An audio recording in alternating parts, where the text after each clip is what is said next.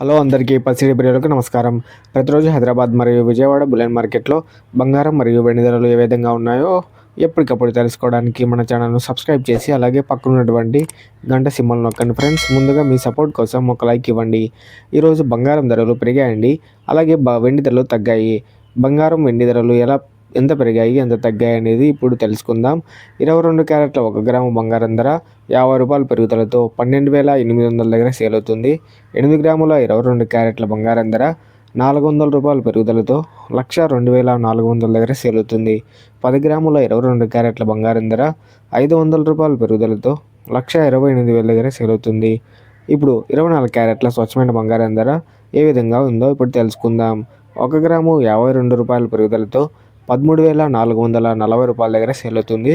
8 గ్రాముల 24 క్యారెట్ల బంగారం ధర ₹416 పెరుగుదలతో ₹1,07,520 దగ్గర సేల్ అవుతుంది.